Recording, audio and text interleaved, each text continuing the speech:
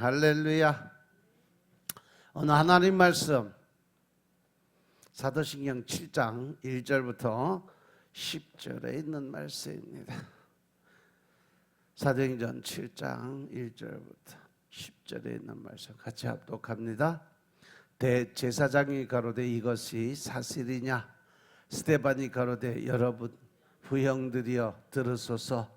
우리 조상 아브라함이 하란에 있기 전에 메소포타미아에 있을 때에 영광의 하나님이 그에게 보여 가라사대 내 고향과 친척을 떠나 내가 내게 보일 땅으로 가라 하시니 아브라함이 갈대아 사람의 땅을 떠나 하란에 거하다가 그 아비가 죽음에 하나님이 그를 거기서 너희 시방 거하는 이 땅으로 옮기셨느니라.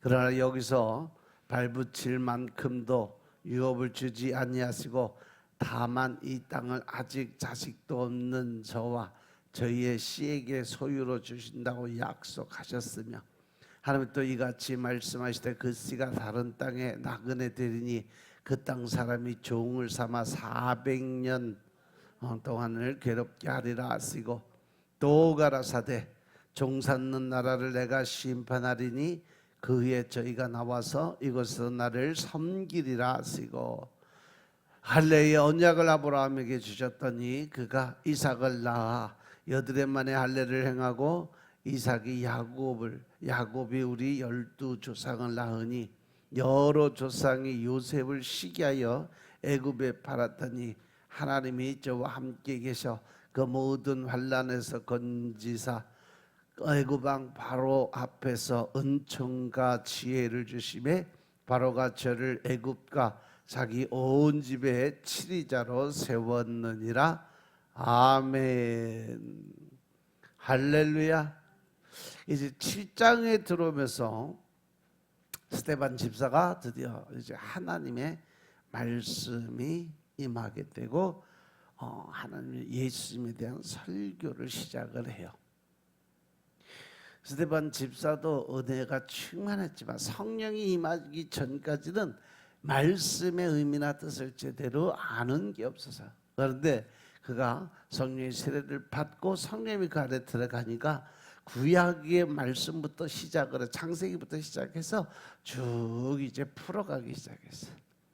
그래서 계속해서 종교 지도자들이 스데반 집사가 율법을 어기고 성전을 모독했다고 고소를 하고 이제 그를 잡을 준비를 하고 있는데 스데반 집사는요 이들의 고소를 듣고 이들의 시기심으로 예수님을 죽인 그 죄악에 대해서 당신들이 죽인 그 예수가 바로 메시아고 하나님이라는 것을 선포하면서 그들의 죄악을 지적을 해요.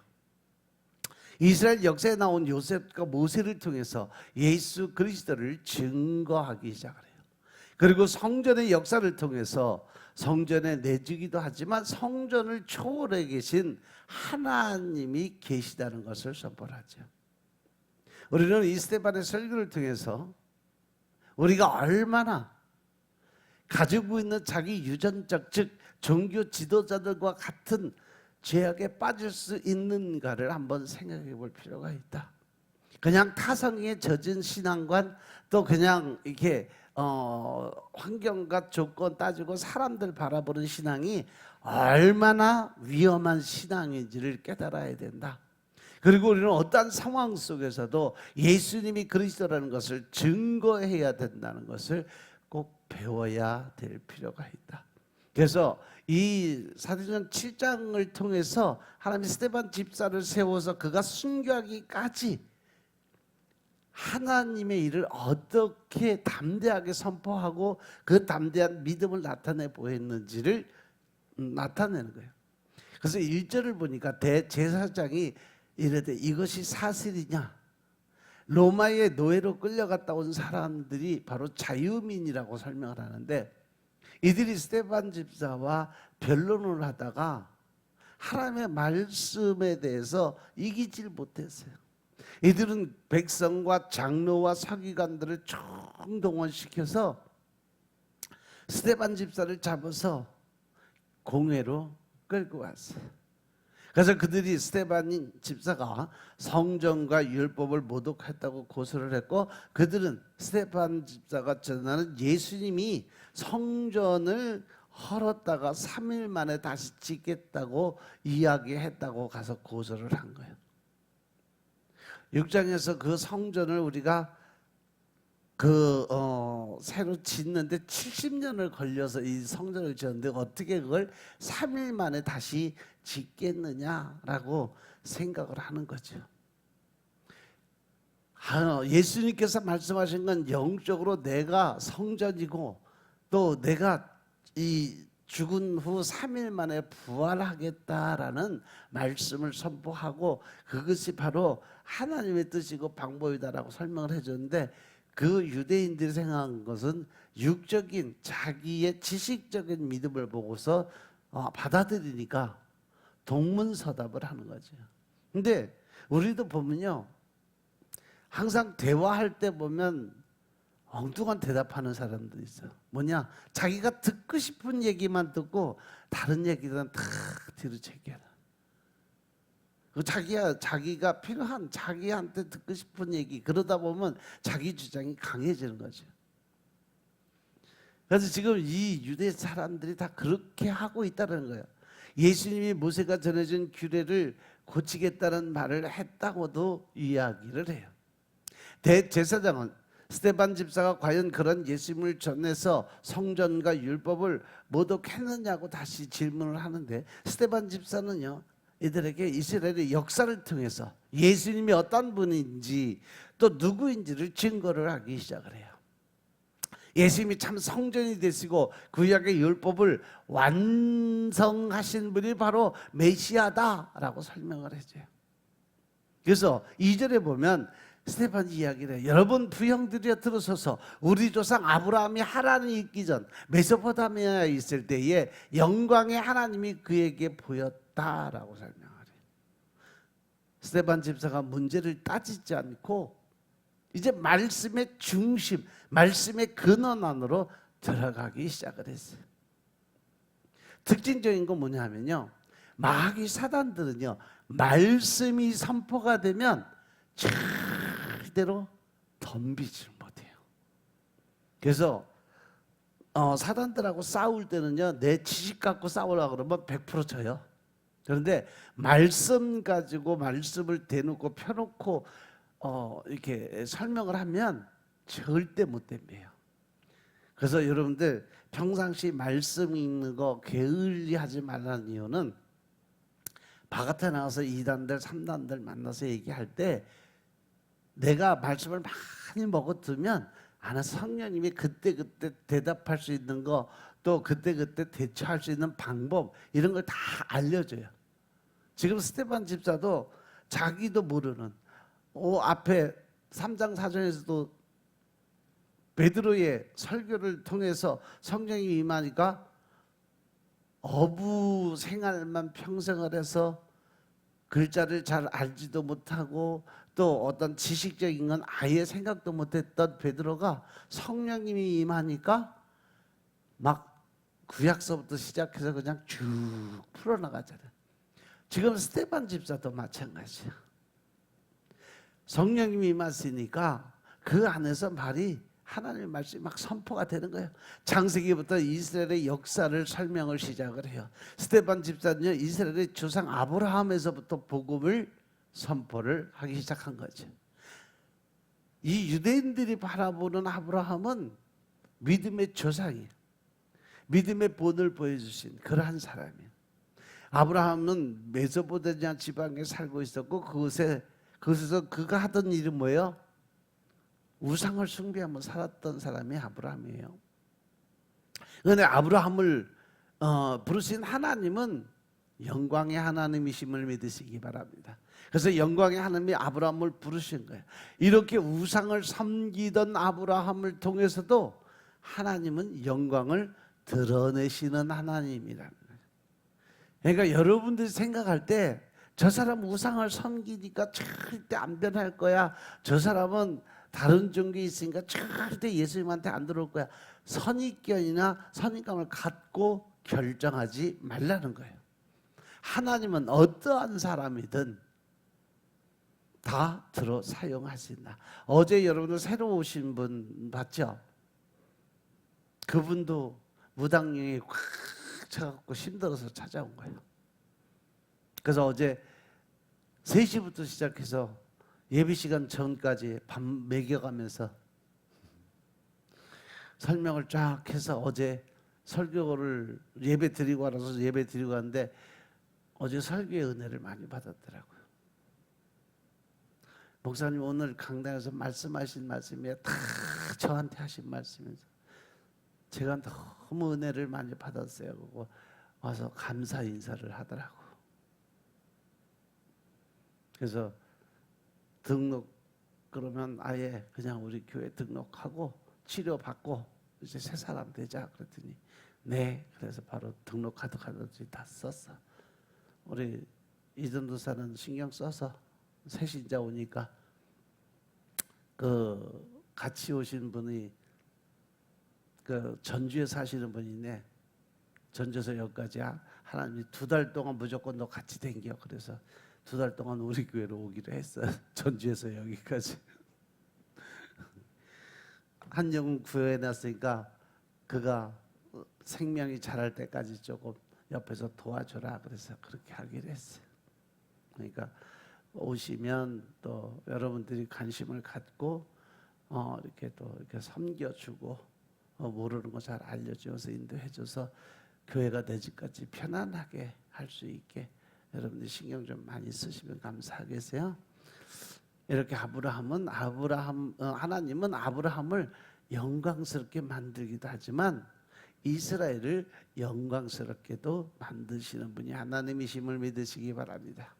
그리고 하나님께서는 아브라함을 영화롭게 하고자 예정하고 작정을 했던 하나님. 그래서 그에게 모든 하나님의 계획 프로젝트에 대해서 설명을 다 해주고 너는 그냥 따라오기만 해라 라고 말씀하셨는데 이 아브라함도 보면 그가 믿음의 조상이 되기까지는 하나님하고 많은 대적도 하고 지멋대로도 하고 실수도 하고 계속 그러면서 연단과 연단을 거쳐서 결국은 믿음의 조상까지 들어가는데 그 하나님이 예수님의 부활을 통해서 예수님도 영광스럽게 하셨음을 믿으시기 바랍니다.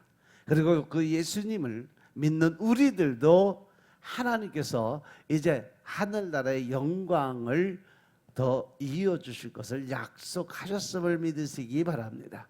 그래서 하나님은 우리들을 하나님의 나라로 인도하셔서 더 영화롭게 만들어 줄 것이라고 말씀하셨어요. 그리고 이제 3절 4절의 말씀을 보시면 내 고향과 친척을 떠나 내가 내게 보일 땅으로 가라. 아브라함에게 첫 명령을 하시는데 어디로 가라도 아니요. 본토 친척 아비 집을 떠나서 네가 짐 싸갖고 나오면 그때 가서 순종하는 거 봐서 방향을 알려줄게 라고 말씀하셨어요. 그래서 아브라함이 갈대아 사람의 땅을 떠나서 이제 하란에 거하다가 그의 아버지가 죽었어요. 그 하나님이 그를 거기서 너희 지금 사는 이 땅으로 옮겼다. 즉 이제 하란에서 아버지하고 잠깐 있었는데 아버지가 거기서 같이 가자고 막 권유를 했는데 이 아버지가 계속 거기서 쭈삣쭈삣 그냥 우상들을 못 버리고 아브라함의 아버지의 직업이 뭐예요? 우상 조각상 만드는 사람이었어요. 아브라함도 우상을 섬기던 사람이었고 그런데도 불구하고 하나님이 그들을 들어 사용을 했어요. 하나님은 아브라함에게 고향 친척을 떠나서 하나님이 이제 알려줄 그 가나안 땅으로 가라고 명령을 하신 거죠.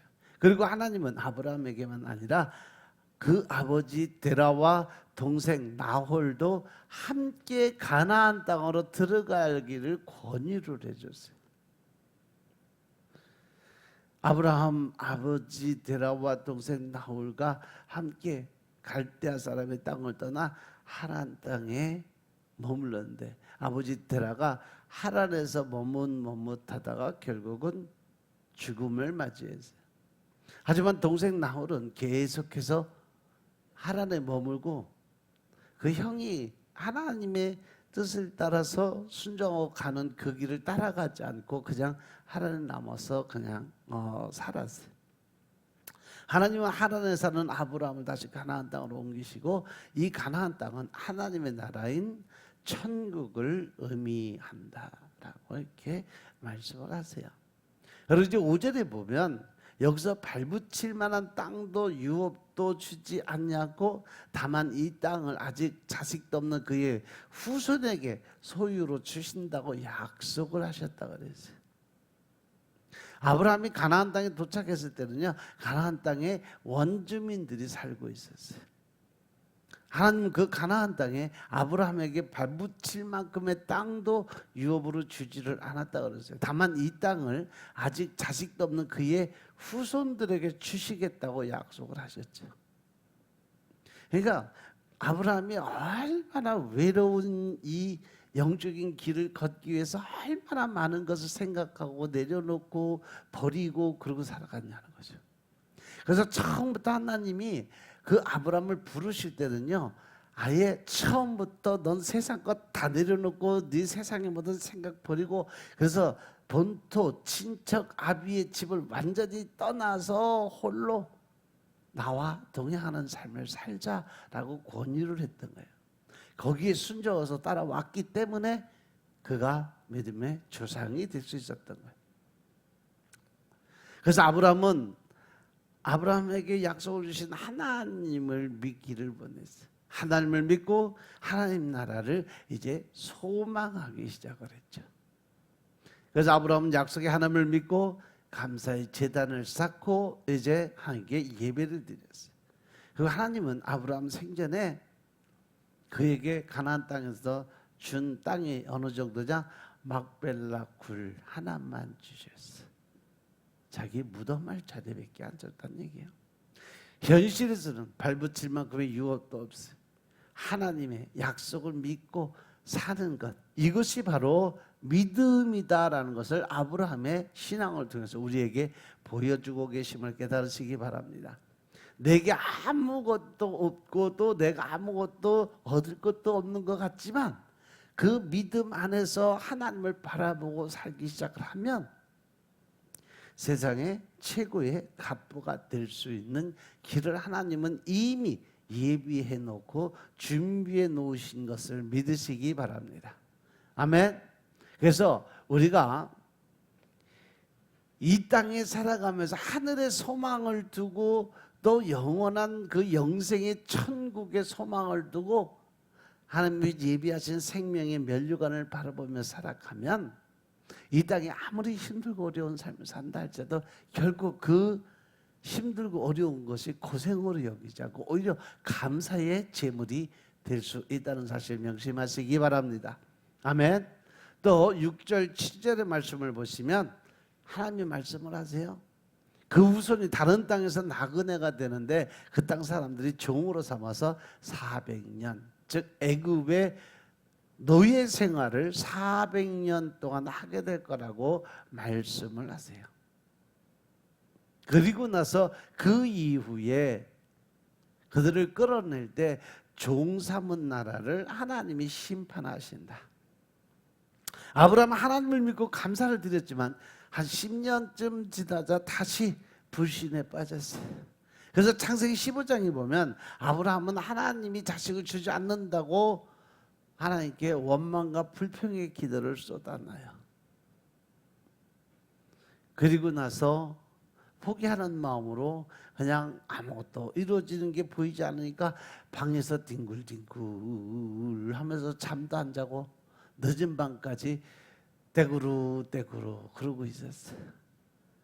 그랬더니 답답한 아브라함의 모습을 바라보면서 하나님이 너 바깥으로 나와봐.